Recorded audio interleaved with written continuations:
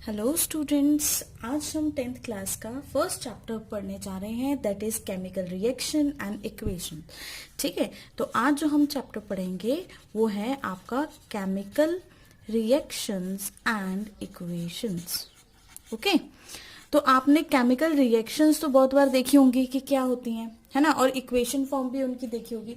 तो ये इस चैप्टर के अंदर हम बहुत डिटेल में पढ़ने वाले हैं कि कितने टाइप की आपकी केमिकल रिएक्शंस होती हैं और कितने टाइप की आपकी केमिकल इक्वेशंस होती हैं। ठीक है, तो सबसे पहले तो केमिकल रिएक्शन को हम दो कैटेगरीज में डिवाइड करते हैं।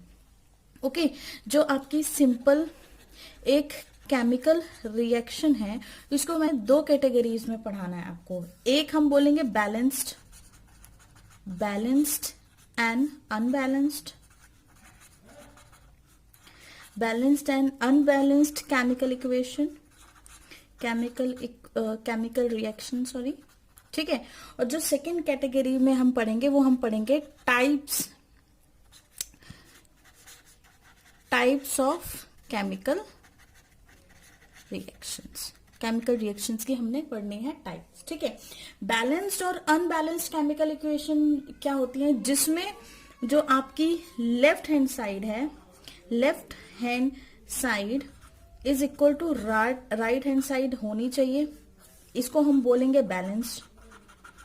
ठीक है, और अगर left hand side is not equal to right hand side, है ना, इसको हम बोलेंगे not balanced, unbalanced.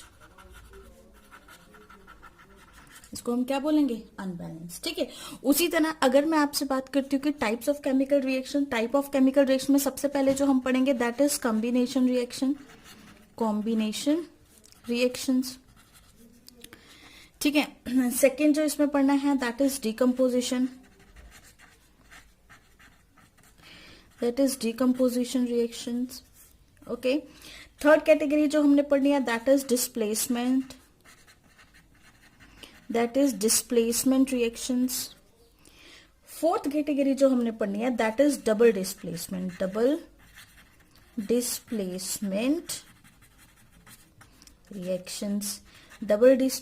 Reactions. And the last and most important reaction is oxidation and reduction reactions.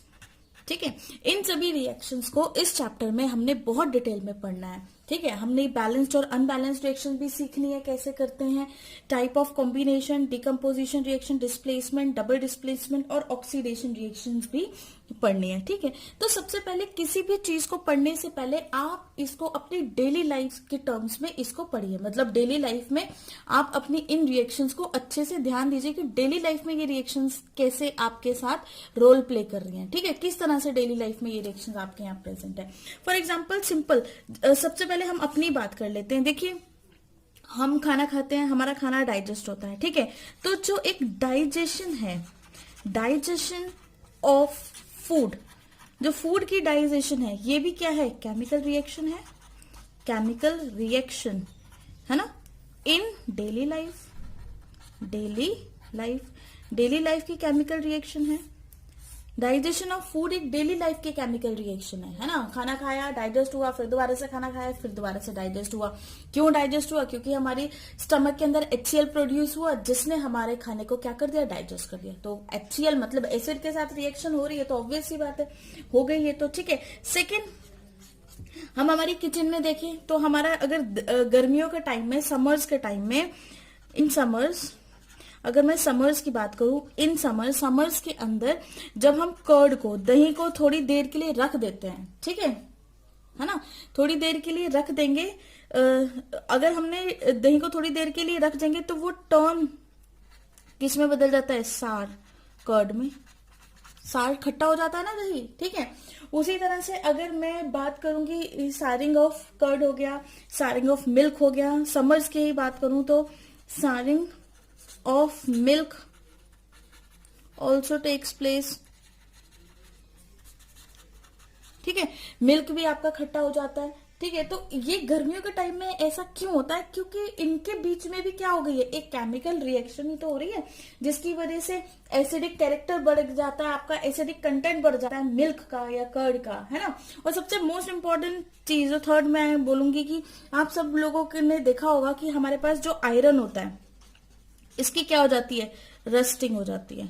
Iron की क्या हो जाती है, रस्टिंग हो जाती है। ठीक है, मॉइस्चर के साथ रिएक्ट करके, ठीक है, वो कोरोड हो जाता है, रस्ट बना लेता है या फिर कोरोड हो जाता है। तो ये जितनी भी आपकी डेली लाइफ की एग्जांपल्स हैं, ये सभी क्या है, एक केमिकल रिएक्शन ही तो है। और इन डेली लाइफ की एग्जांपल्स के बेसिस पर ही हमने ये सारी केमिकल रिएक्शंस एंड इक्वेशंस आपके यहाँ से पढ़ने हैं।